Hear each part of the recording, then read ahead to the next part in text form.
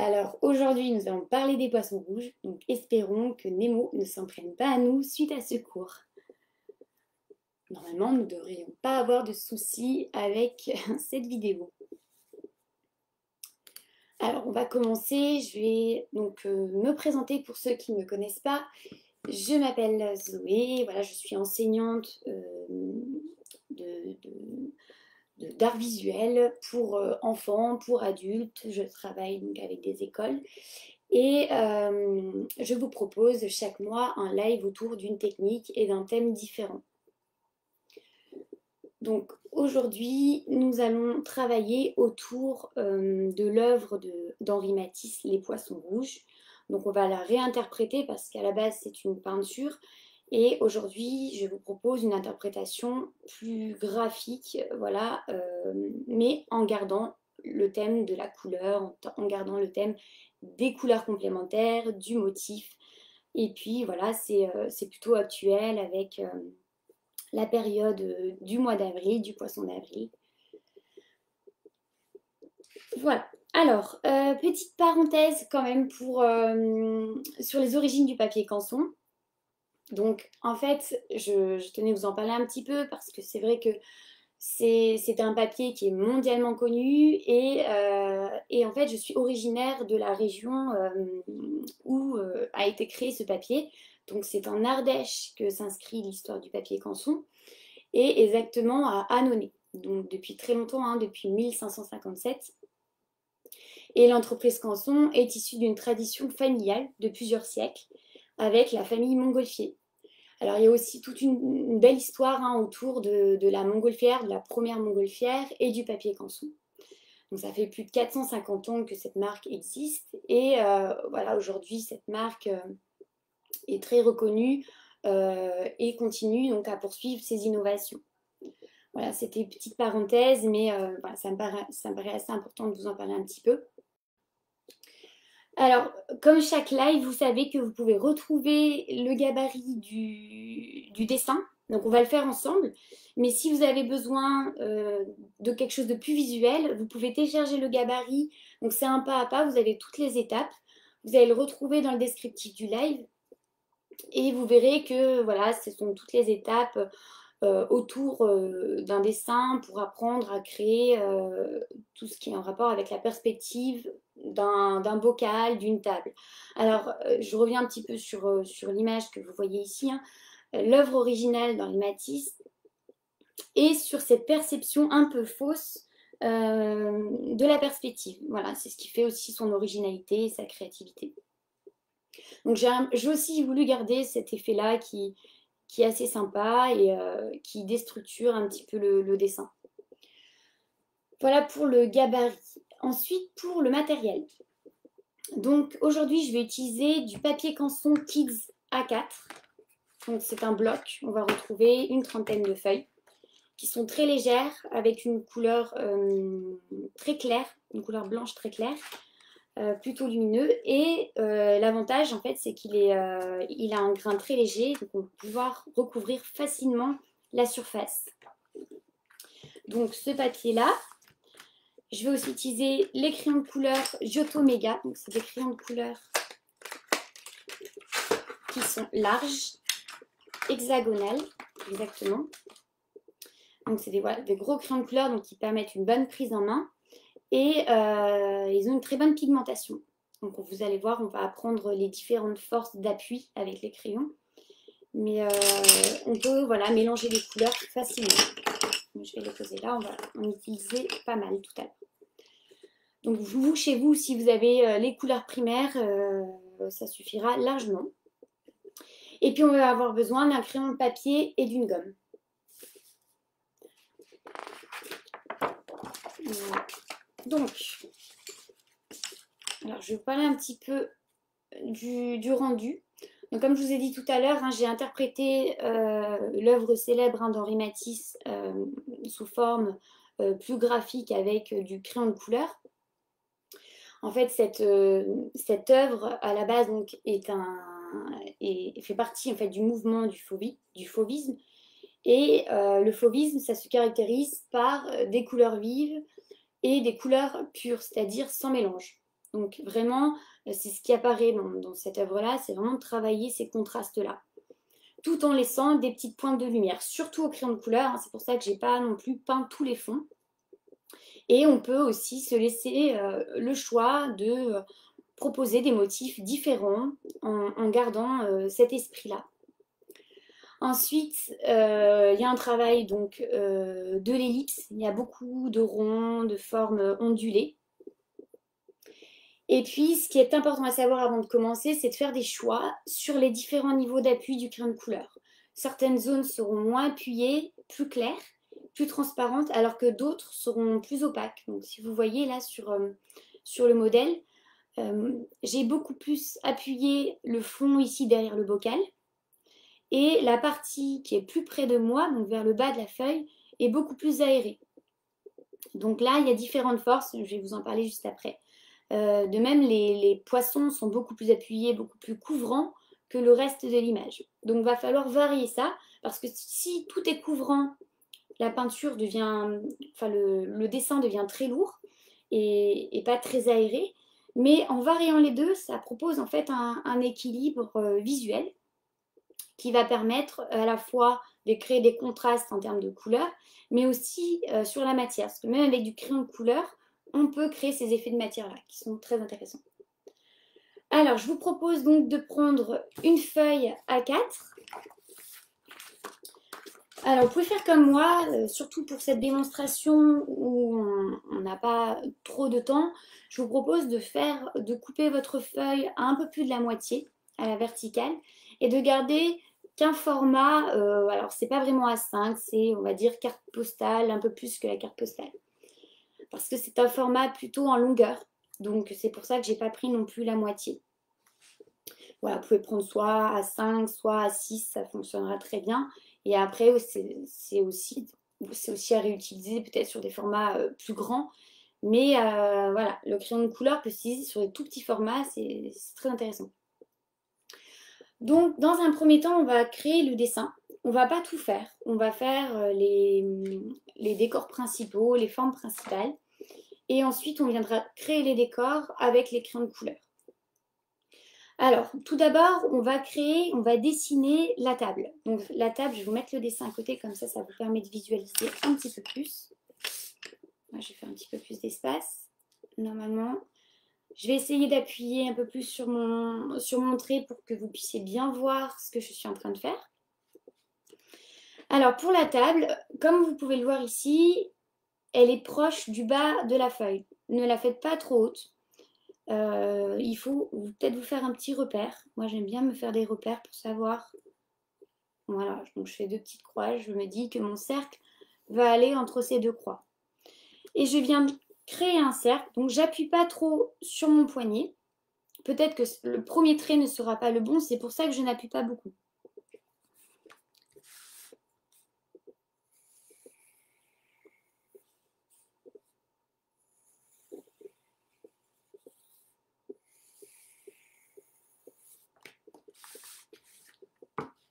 Voilà.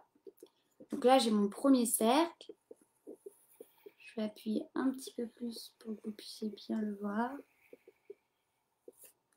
Et je vais gommer ce qui n'est pas important. Sachant que voilà, nous allons bien recouvrir après. S'il y a des petites erreurs, ce n'est pas très important. Là, nous faisons vraiment un croquis. Hein.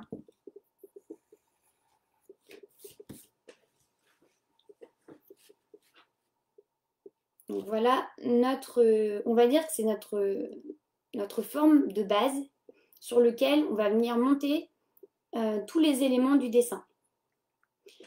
Ensuite, je vais venir placer une petite croix un petit peu plus bas que la moitié de la table, au centre.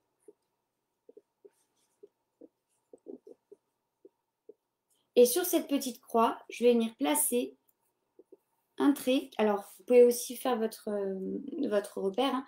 Ce trait, il va monter plus haut que le haut de votre table, donc à peu près jusqu'à là. Ça sera la hauteur du bocal à poisson.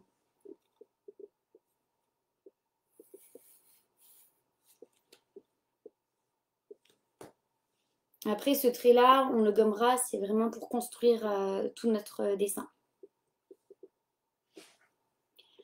Vous allez venir ensuite créer la largeur de votre bocal en créant un trait en bas et un trait en haut, à peu près de la même taille.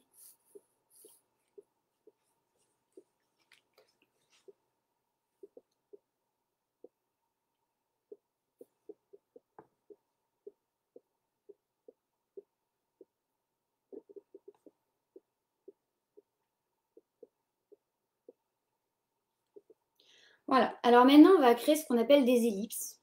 Donc ce sont des ovales qui vont créer la perspective du bocal. Donc tout d'abord je vais créer ma première ellipse en bas de mon bocal. Elle va passer par mon trait et ma croix sera le centre de cette ellipse. Alors comme on est sur un bocal vraiment face au bocal, l'ellipse va être assez ouverte.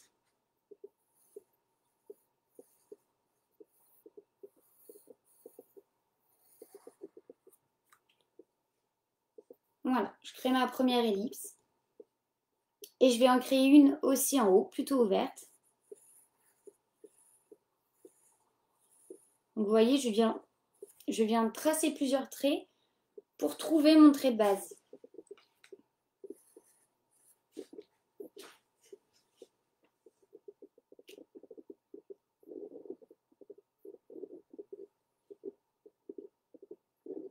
Alors moi, mon bocal, il sera un peu plus grand que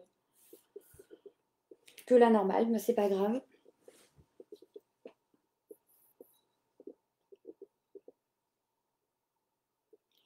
Voilà. Et ensuite, on va créer donc le niveau d'eau. Donc c'est une troisième ellipse qui va se trouver à peu près à ce niveau-là. Elle va venir rejoindre celle du haut.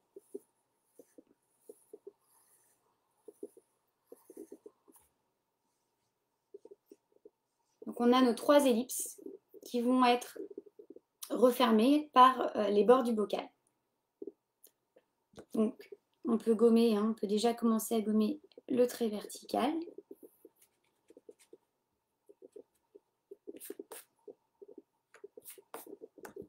Et on va venir rejoindre de chaque côté.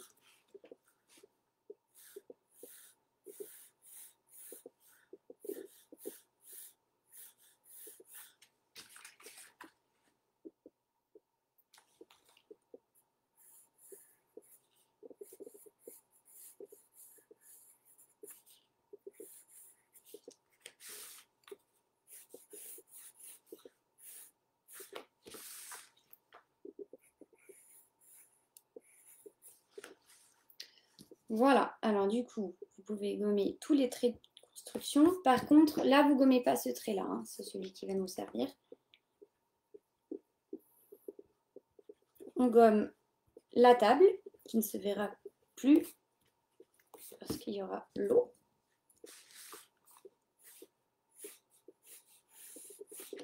Voilà, et je reviens juste travailler.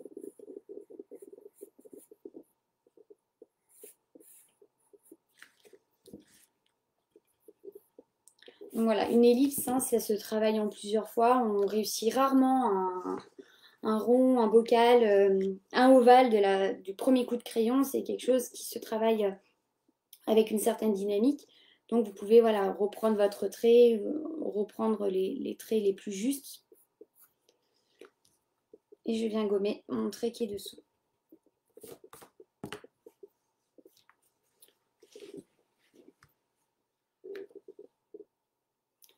Moi j'ai un bocal hein, qui est, vous voyez, un peu plus haut en hauteur que le modèle. Mais c'est pas grave. Il peut être plus petit. Ça peut fonctionner aussi. Et ensuite, je vais venir dessiner donc mes poissons. Pareil, pour la grosseur des poissons, vous pouvez les faire très gros, vous pouvez les faire petits, vous pouvez faire le nombre que vous souhaitez. Mais il faut qu'on les voit un peu plus et au premier plan. Donc, je viens faire mon premier poisson. On peut leur faire des petites nageoires.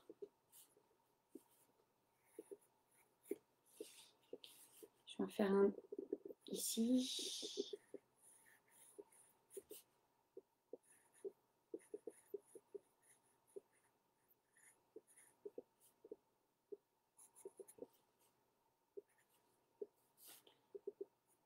Il y en a un qui passe dessous ici.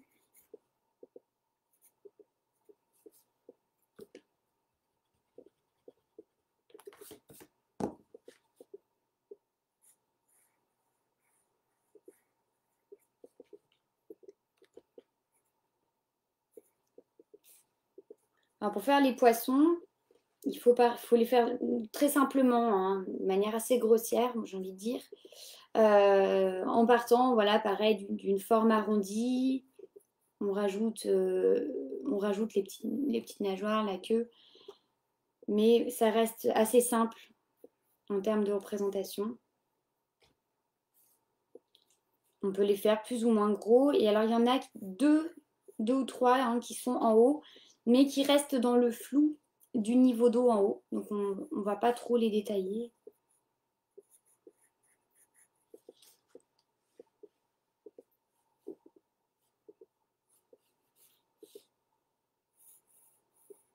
Voilà, je vais en rajouter un par ici.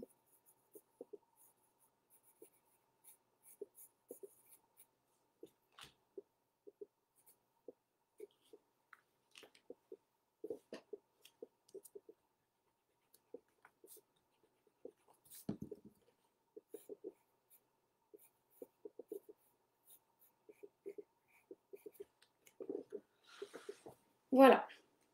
Donc là, on a placé tous nos poissons.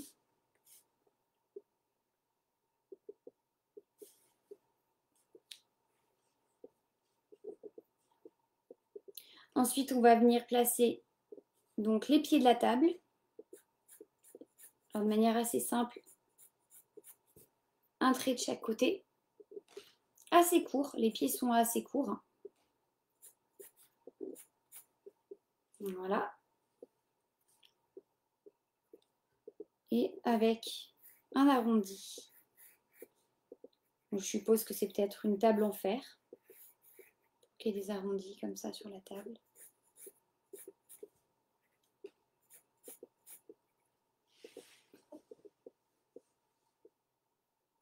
Ensuite, on va venir créer la balustrade sur le côté. Donc une petite barrière assez graphique parce qu'elle est en arabesque.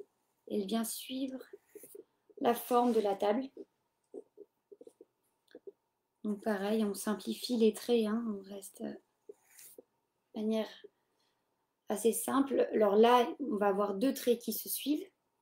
Et ensuite, alors, vous pouvez créer le motif de barrière que vous souhaitez.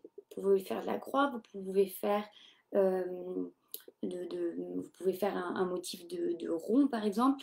Vous pouvez faire de l'arabesque, de la rayure. Donc, je vais partir plutôt sur des ponts.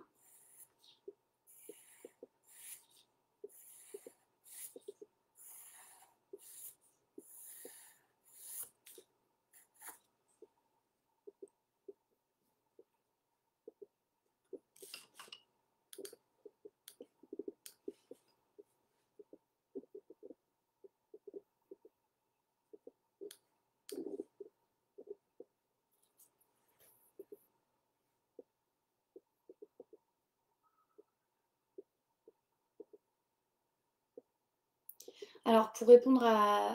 j'essaie de lire un petit peu vos commentaires. Pour répondre à un commentaire sur les crayons de couleur, vous n'êtes pas obligé d'utiliser des crayons larges. L'avantage d'avoir des crayons larges, c'est de pouvoir faire des plus gros supports et de faire des aplats un peu plus grands. Voilà, de colorier des plus grandes surfaces. Mais ça peut très bien fonctionner avec des petits crayons de couleur.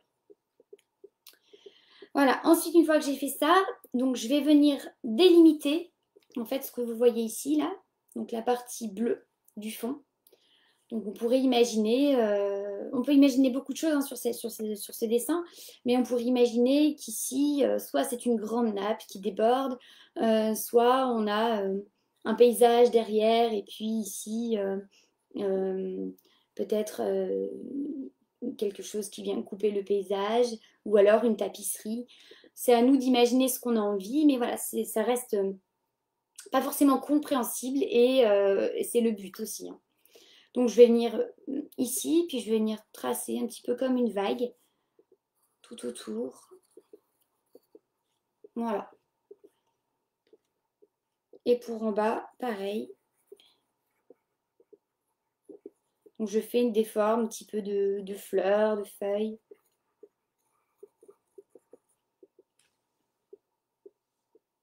Donc tous les décors qui seront dans ces deux formes-là, on viendra les travailler ensuite.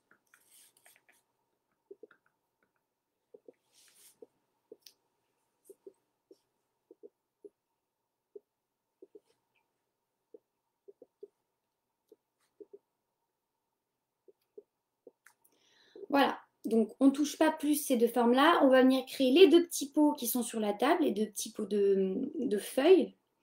Donc on fait un petit pot, on fait une petite ellipse ici, on vient rejoindre de chaque côté. J'en fais un autre ici. Il peut être plus ou moins grand, hein, en fonction de la place que vous avez. Et je vais venir faire sortir des feuilles.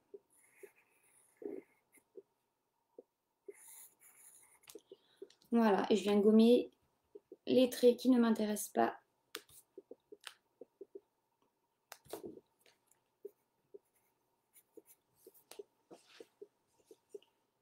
Et pareil pour celui-ci.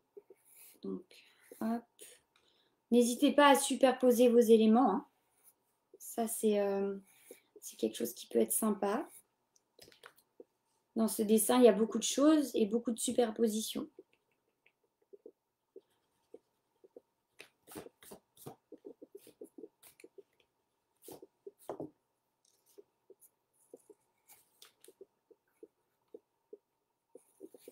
Alors, vous n'êtes pas obligé d'appuyer autant que moi sur le crayon. Là, je le fais vraiment pour que vous puissiez voir. Est-ce que là, vous voyez bien l'image ?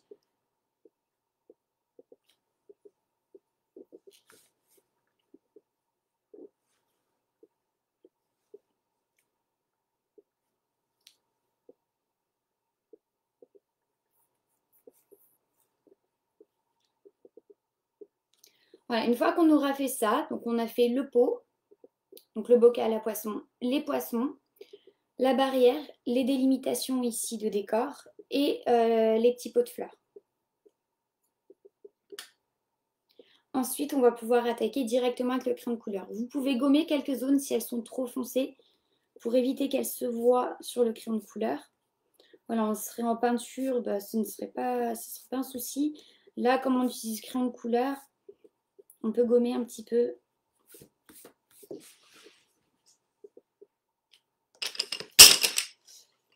Alors, vous allez commencer par prendre le rouge et le orange. On va commencer dans le vif du sujet par les poissons. En fait, je vais commencer par les poissons parce que, comme je vous ai dit tout à l'heure, on va travailler un petit peu les couleurs complémentaires. Et le poisson est ici travaillé avec des oranges et des rouges. Et en fait, le rouge est la couleur complémentaire du vert et le orange du bleu. Donc ici, on est à la fois dans du orange avec du bleu et du rouge avec du vert. Voilà, on a ces quatre couleurs qui se rencontrent et qui créent quelque chose d'assez dynamique et coloré. Les poissons seraient d'une autre couleur, on n'aurait pas un rendu peut-être aussi vif. Donc je vais commencer. Alors, d'abord, je vous explique la technique que je vais utiliser aujourd'hui pour cet atelier, que vous pourrez utiliser ensuite sur d'autres sujets. Je vais utiliser 3 forces pour le crayon de couleur et je vais essayer de vous guider à travers ces 3 forces-là. Donc la force 1, ça va être un appui, je vais vous montrer à côté, ici, ça va être un appui léger, où il y a de la transparence. Donc ça, c'est force 1. Donc j'appuie pas trop, je laisse mon poignet glisser sur la feuille et je laisse apparaître la transparence du papier. La force 2, donc souvent on utilise la force 2 par-dessus la force 1. Hein. La force 2, c'est un appui un peu plus fort.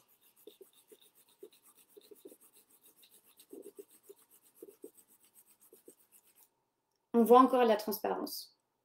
Et la force 3, là c'est un appui très couvrant, où on utilise donc beaucoup la pigmentation du crayon de couleur. Et là, on appuie vraiment et on recouvre. Donc c'est comme ça aussi qu'on peut créer des dégradés.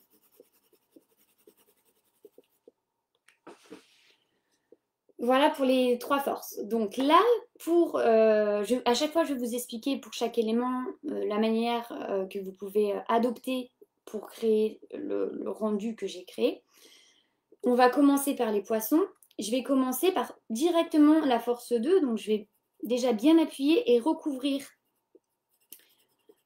plutôt de manière homogène les poissons en orange. Donc pas non plus force 3 parce que sinon on ne pourrait plus le retravailler. Comme on va le retravailler un petit peu par-dessus, voilà, je vous conseille. Vous pouvez aussi laisser des petites zones de blanc pour laisser apparaître de la lumière.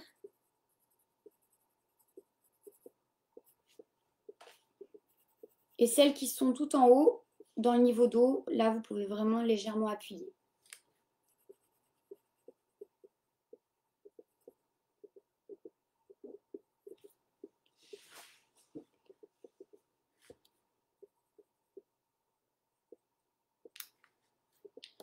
Et ensuite, je vais prendre le crayon rouge.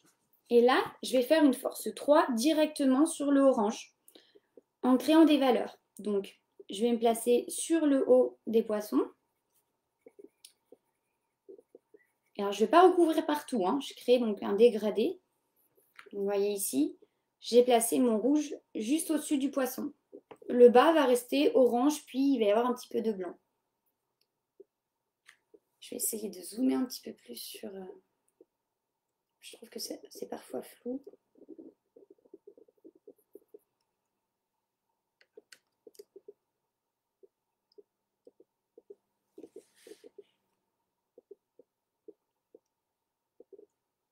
Voilà. Donc là, je passe mon rouge sur le haut du poisson.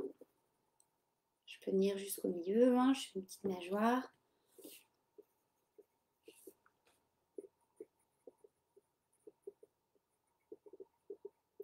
Et donc là, ça va mettre en volume les poissons. Et surtout, ils vont passer au premier plan. Si vous souhaitez, vous pouvez reprendre un peu d'orange, refaire les appuis. On peut toujours retravailler, hein, revenir dessus. C'est possible, si on est dans les mêmes tons, bien sûr. Voilà, il faut jongler avec les différents crayons. Et donc l'avantage de ce papier-là, c'est qu'il est très lisse et avec un grammage vraiment fin, ce qui va permettre de recouvrir quasiment toute la surface. Voilà, il y a des zones où on peut vraiment ne plus voir le papier. Et c'est ce qui crée en fait cette perspective-là aussi sur les dessins. Puis c'est aussi un confort en termes de manipulation. Voilà, ça reste très agréable, très fluide. Voilà pour les poissons. Donc une fois qu'on a fait les poissons, on va s'attaquer aux différents fonds.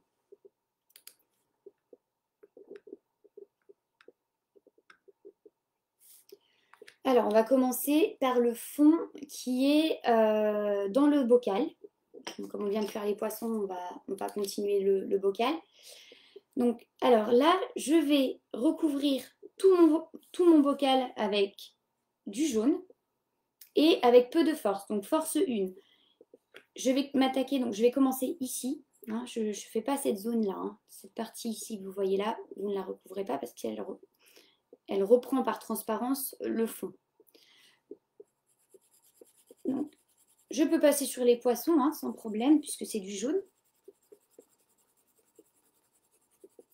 Donc là, je recouvre tout dans un sens, mais je peux varier les sens. Donc, je peux travailler dans l'autre sens. Ça va aussi permettre de casser un petit peu les marques et d'avoir moins de marques.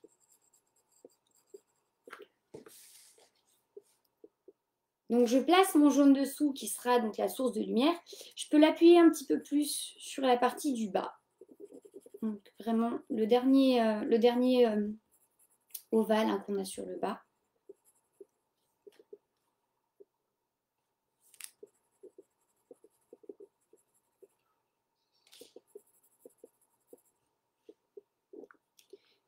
Et ensuite, je vais prendre un bleu clair. Donc moi, je vais prendre celui-ci.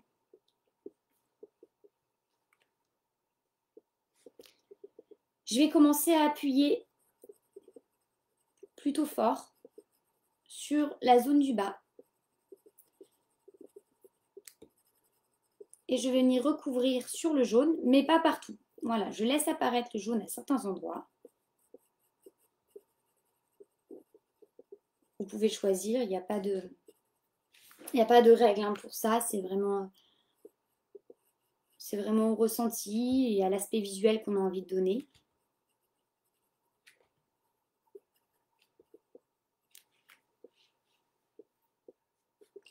Et je vais garder donc cette couleur-là et je vais monter ma couleur vers le haut en appuyant pas trop fort cette fois-ci.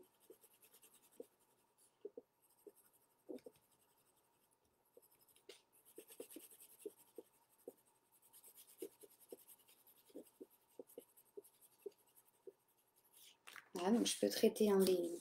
Alors je tourne mon bloc juste pour être plus à l'aise, mais je retournerai pour que vous voyez bien.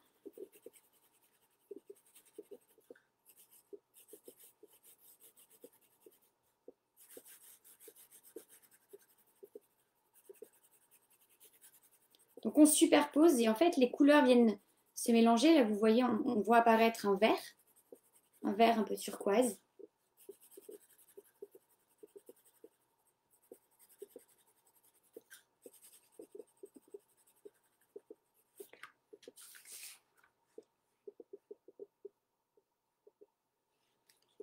Et ensuite je vais venir prendre le bleu foncé, donc celui-ci. Et je vais venir travailler donc là mes contrastes en choisissant de varier donc les couleurs. C'est-à-dire que je vais avoir des bleus foncés plus sur cette partie-là, moins sur le dernier ovale qu'on a fait, là, le ovale du bas. Et sur le ovale du haut, on se le garde pour rajouter des oranges. Alors, pour les transparences, je réponds à un petit commentaire que je viens de voir. Pour les transparences, en fait, plus vous allez appuyer avec le crayon de couleur, moins le papier se verra à travers votre couleur. Moins vous allez appuyer avec votre crayon de couleur, et plus on verra la transparence du papier. Il faut arriver à gérer les deux pour avoir quelque chose d'assez aéré, équilibré, et avoir aussi du contraste. On peut totalement donner cet effet de matière justement en gérant toutes ces forces d'appui avec les crayons. Donc là, avec mon bleu, je vais venir travailler. Donc je peux aussi travailler mes contours. Hein. Moi, j'aime beaucoup travailler les contours un peu plus appuyés, surtout sur ce genre de dessin. Vous voyez, là, je vais dans ce sens-là.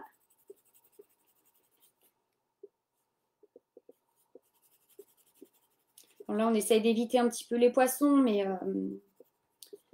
c'est pas très grave si on passe un petit peu dessus.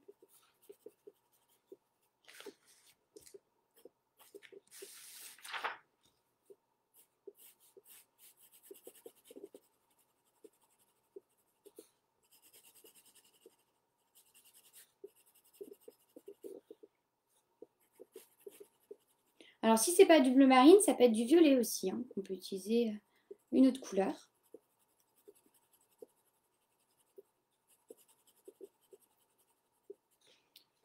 Voilà. Donc, quand on regarde, on voit qu'il y a certaines zones qui sont plus appuyées et d'autres non. Il faut bien aérer de cette manière-là. Je peux reprendre mon jaune, remettre un petit peu de jaune pour créer de la lumière, vers le bas par exemple.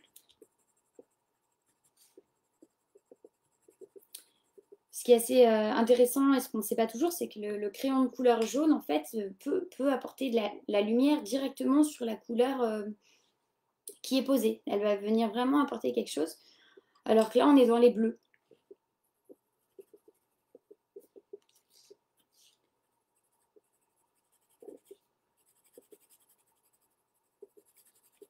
Voilà. Et ensuite, je vais venir prendre mon orange et je vais venir poser du orange légèrement sur le haut.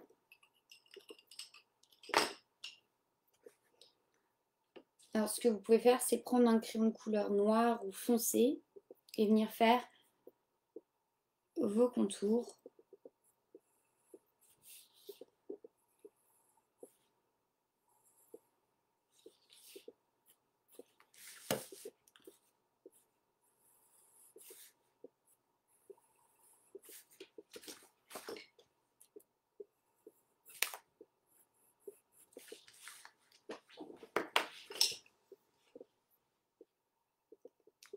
Voilà, on a notre bocal.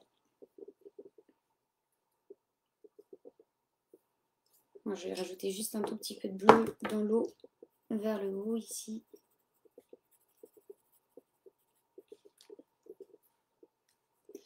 Ensuite, pour la table. Alors la table, justement, on va l'aérer. C'est-à-dire qu'on va travailler juste avec du violet et avec les 3 forces que je vous ai expliquées tout à l'heure avec le vert. Donc, on va foncer à droite de la table et puis sous les petits pots pour créer des ombres. Et tout le reste, on va varier entre force 1 et zone où on ne mettra rien du tout. Pas du tout de crayon de couleur. Donc, je vais commencer. On essaie toujours de commencer sans trop appuyer hein, pour créer le premier recouvrement. Donc, au début, je pose la couleur.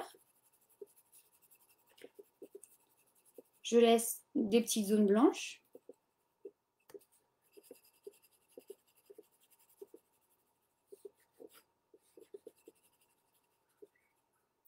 Et puis ensuite, je vais venir appuyer un peu plus.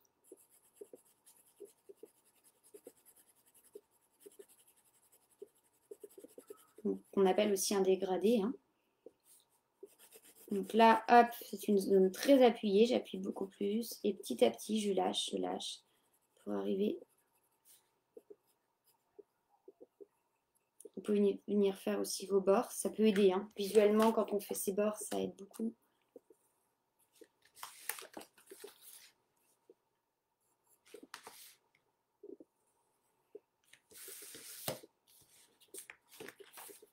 Désolée, je tourne la feuille dans tous les sens. Voilà, c'est fini. Donc, hop.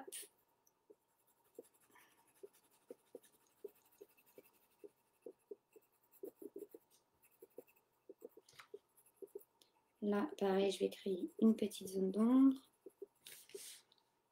Là aussi, sous le pot.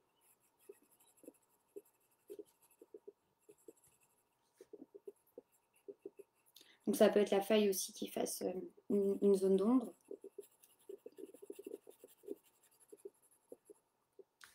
C'est pas parce que c'est rond ou ovale que vous devez suivre forcément la forme. Et moi, je colorie dans ce sens-là ou dans ce sens-là.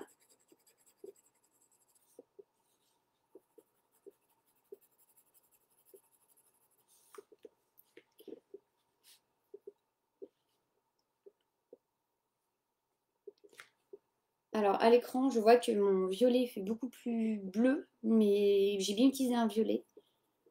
C'est peut-être la lumière qui change un peu la couleur.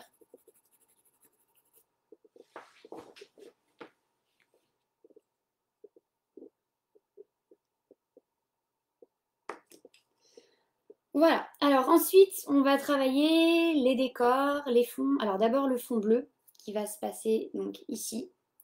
C'est la chose qui est peut-être le plus important dans ce travail parce que c'est ce qui va permettre de faire ressortir tout le dessin. Voilà, là si on laissait blanc, ça pourrait rester encore un peu fade. Alors ce que je vous propose, c'est de commencer à faire un fond rouge. Donc on va prendre, on va faire un rouge avec une force légère, donc on va dire force 1, et on va venir recouvrir tout le haut.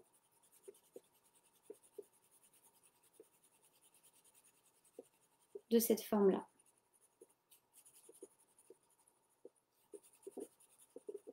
On n'est pas obligé d'aller jusqu'en bas. Hein.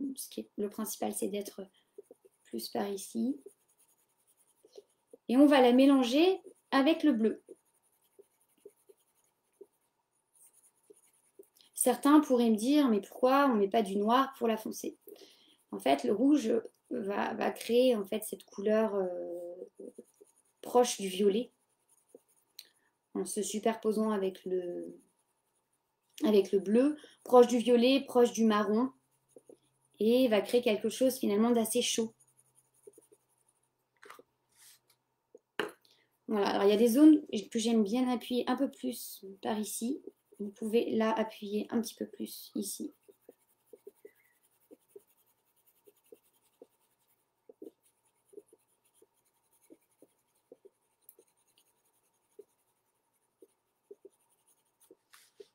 Et ensuite, vous prenez votre bleu foncé Et on va venir appuyer très fort, donc force 3, vers le haut du dessin et de moins en moins en descendant. On peut avoir des zones encore appuyées vers le bas de la table, mais pas forcément. Donc on va déjà commencer vers le haut. Donc j'appuie force 2 peut-être pour démarrer, pour tester. Je viens faire mes contours.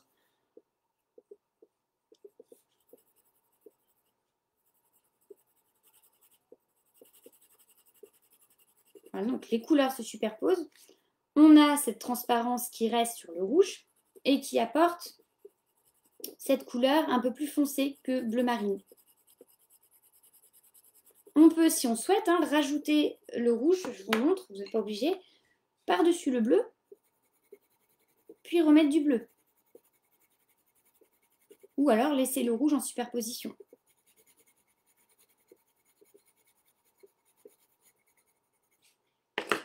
Et je peux ensuite retravailler mon bleu ou laisser le rouge apparaître. Donc bien sûr, on ne peut pas faire ça sur tout le dessin, ça serait très très lourd et en plus très fatigant. Mais avoir quelques zones, voilà, travaillées de cette manière-là, va permettre d'apporter de la matière au dessin.